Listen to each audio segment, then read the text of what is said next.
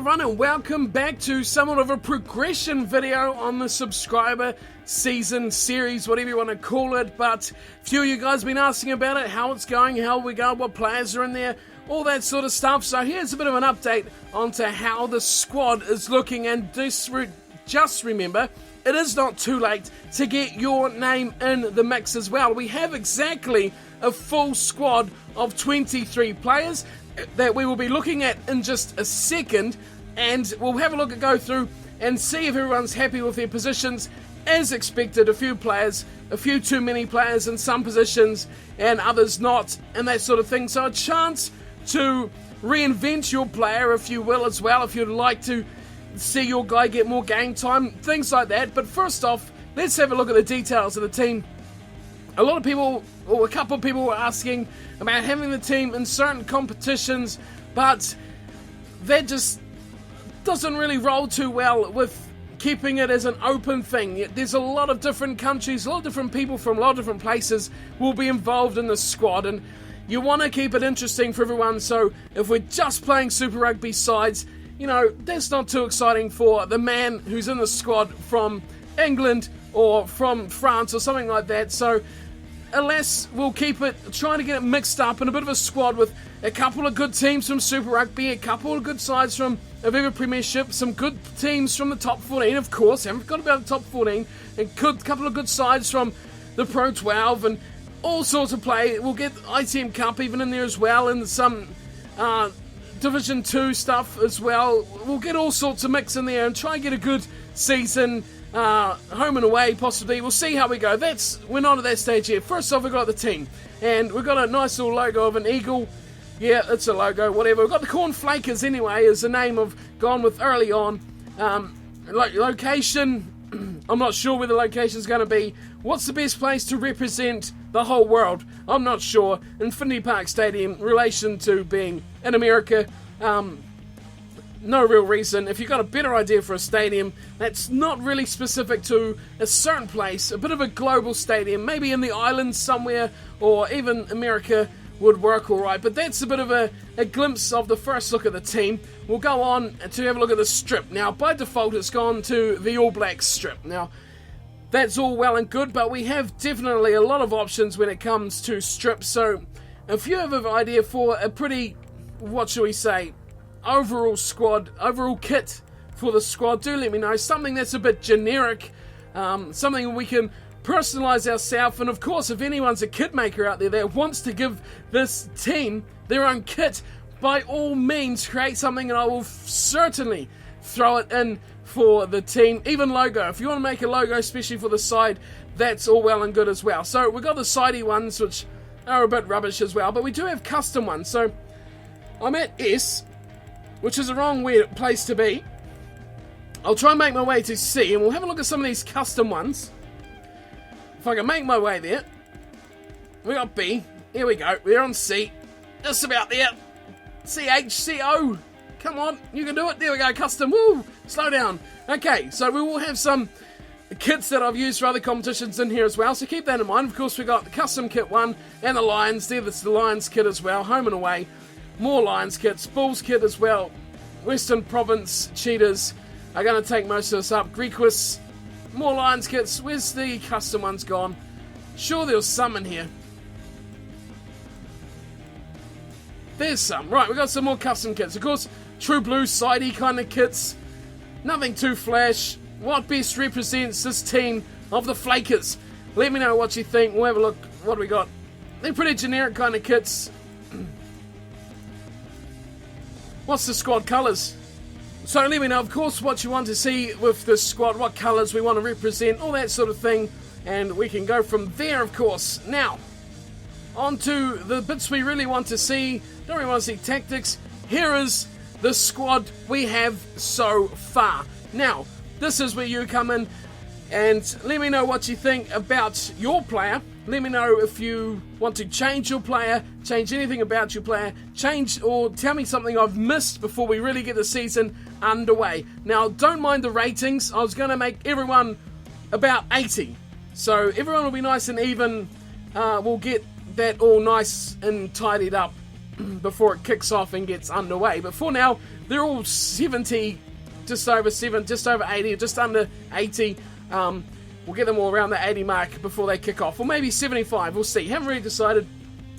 But here is the 23 players we have. We have Steve Gallix opening things up. Of course, these are in position order, so we'll go through from start to finish. Now, here we go. These are his stats. He's a hooker and plays on both sides of the scrum. Of course, the other thing you notice, he's Norwegian. That's for everyone who has not picked a nationality. So if you want a certain nationality as well, let me know in the comments before things get kicked off as well, and I can change that.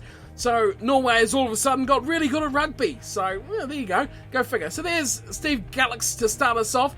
Now, Owen Fagan. The reason the surname is spelled incorrectly because FAG is not permitted in Rugby Challenge. Go figure, create a player yourself and name him anything with FAG in it or anything with a derogatory word in it, and it doesn't allow it unless you go through all the horrible stuff of actually editing stuff properly. So that is why we've gone with the AA Fagan on that one. Have a look at his stats here. Of course, he's a hooker that plays on both sides of the scrum as well. A true front row versatile player. And an Irishman as well. So all sorts of differences going on there. Stats are up and down. Trying to make specific players especially good at certain things. Mike Hunt, the absolute beast. This man is a monster. From Scotland as well. He is very aggressive, very strong, and has quite poor discipline, as requested as well. Mike Hunt, going to be an absolute monster. Get out of his way. He will destroy players. He will put them into the infirmary. Moving on, we have Nicholas Friedlander. He is perfectly rated, and he is a hooker that can play on the loose head side as well as in the second row. So this is where things come into it, that maybe some of these players may have to mix up their positions. We're a bit short on flankers and locks, to name just a couple. So if you see something you'd prefer to see yourself in, that is where we go. So no speed on this man at all. He's just trundling along, bulldozing over players because he's aggressive with no discipline. He's going to be a monster as well. There's going to be some red cards, guys. There's going to be some red cards. Moving on to Ian McDonald, another Norwegian player. He's almost on the perfect rating. He can play in the front row or the second row as well, which is why he's rated here. At this stage, it's looking like a couple of these guys will play in the second row to get things moving nicely. He's got decent jumping as well. He is very strong and a very good tackler as well for Ian McDonald. We also have Joshua Hetherington. Now, he is a second rower, out and out, and that's where he will play as well. Good tackling, good tackle breaking as well, and good strength. A good jumper, of course, has to be for the line out as well. So Joshua joining the team, another good second row player. That's what we need as well. Now we go to Caleb Taylor.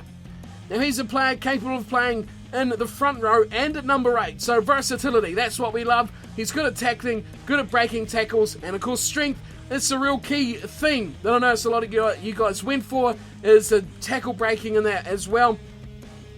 Surprisingly, no one really wanted catching to be a key attribute of their player, which is why everyone's around 60 to 70 on catching, because I could just see it if we went down on catching. It would be drop ball, drop ball, drop ball, drop ball, drop ball. So then we go to Lou Jones, who is a fly half / flanker. So at this stage, may look to see some time in the flanks as well, as we're a bit short in that department as well for the 6s and 7s. Another good player. We're all good players, let's be fair. All of these players in this team are good players. So this is a distribution of his stats, tackling as well. A very good goal kicker, which will be interesting for a player at 6 or 7 as well. Now we go to Benji Cook. Next man up, plays on the wing, fullback, or on the blind side. So it's a real mix-up of skills here to have a wing or fullback who is adept at playing in the flank. That's got to be good, doesn't it? Versatility plus for all you guys out there. Good tackler, good agility, and a very good kicker as well. Moving on to Tamigo Dietrich. He is an out-and-out number 8. Good speed as well on this big number 8. He has good tackling, good break tackling, and of course the strength is another big part of these guys' games. They love the big musclers up the front. Now we go to the scrum halves, an area they were probably a bit overpopulated with. Will Mead is the first one off the ranks, a good tackler and a good passer. What you'd expect from a scrum half. Will Mead, again, another Norwegian. Boy, they're going to be a good side. We've got Ruben Hauraki coming in next, another scrum half from New Zealand. He is weighing up with a nice agility stat, good passing and very good speed, as well as catching, which is a rarity. Discipline, also very good on this player, as well as kicking, not so good, but when you have the ability that's going to be inside and outside him, why would you need it? Not so strong, but of course can't be good at everything, can we? Cullen Whitten next off the cab, and this long-haired monkey looking player, another scrum half. No offence intended to anyone there at all. Good agility, great passing, super general kicking as well. He will be a real strength off the back of the rucks as well, with that kicking stat to his name.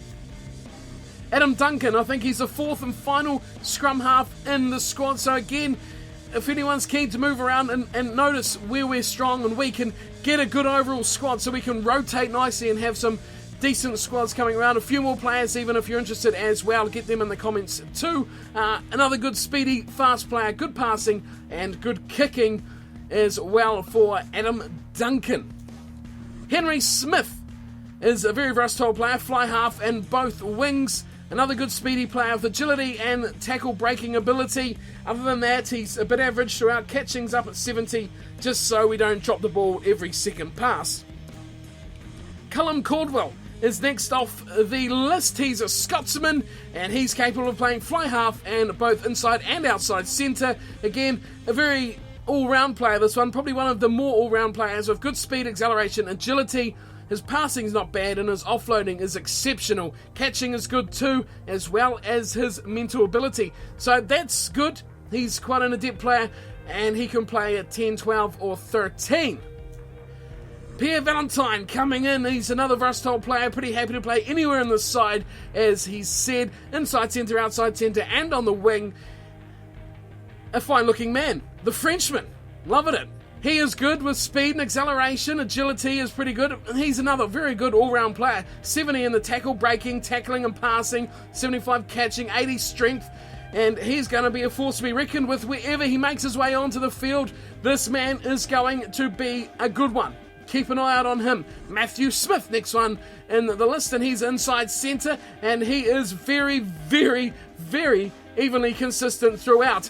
Rating average of 70, which is no surprise considering everything's 70, because you didn't give me any ideas of to which stats you'd like to see higher than others, so I'll manipulate something to get you up to an 80 rating. But until then, if you want to improve your stats, give me some specifics about what you want to excel at, let me know in the comments below. Matthew Smith. Shane O'Sullivan, next one, we've got another inside-outside centre. We've got quite a few of these centre players, as was mentioned earlier on. He's very quick as well, good breaking, tackle and goal kicking. So a centre with goal kicking ability will be handy to have in the squad. Peter Smart, next one we've got, he is on the wings and in the outside centre. Again, very fast, tackle breaking and agility, and he rounds out with some good strength and catching as well as his passing.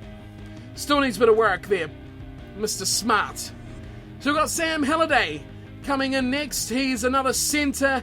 Not the quickest centre we've got, but he's really good defensively and, well, offensively as well. Breaking tackles, very strong, but of course we could pump up those extra 3 ratings to give him a bit better speed in his stats if he wants to stay in the centres. We're nearly at the end here. We've got Sean Irwin at second last, number 22, another wing/fullback, again very fast. Surprisingly, he doesn't have the best catching, which I would have thought a fullback would have been quite keen on having. A great kicker though. He is a very good kicker, so the kick returns from the fullback, Sean Irwin, will be exceptional from this man. He's got good tackling ability as well, so he'll be very hard to get past at the back. And last but not least, George Lamb at the final, number 23. He is an out-and-out fullback, so a good, very fast player, good tackling, very good passing, exceptional kicking. This is a theme with the fullbacks, have great kicking, but he has extremely good catching. So any long balls, this man is going to gobble them up and he is going to hammer them straight back at you.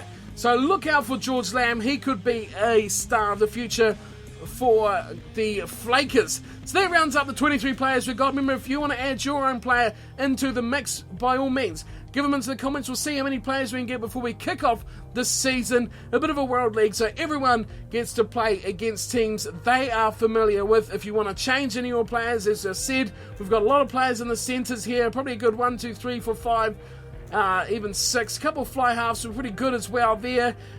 Really just the flankers if anyone wants to jump in there. We've got Benji Cook can play on the wing as well. So a lot of versatility in the squad, but we'll make it work. We'll shuffle players around if everyone's happy with where they are, and hopefully get this started in the next week or so if everyone is happy with the situation. Thank you to everyone who has submitted players. This should be a fantastic series, and remember to get any additions, any changes you'd like to see in the comments, and I'll see you all later on for hopefully the kicking off of the subscriber series with the Flakers, if everyone likes that name. Let me know what you think as well. So thanks for tuning in and watching, and thank you for your ideas and player submissions for this team. And until we kick off, take care.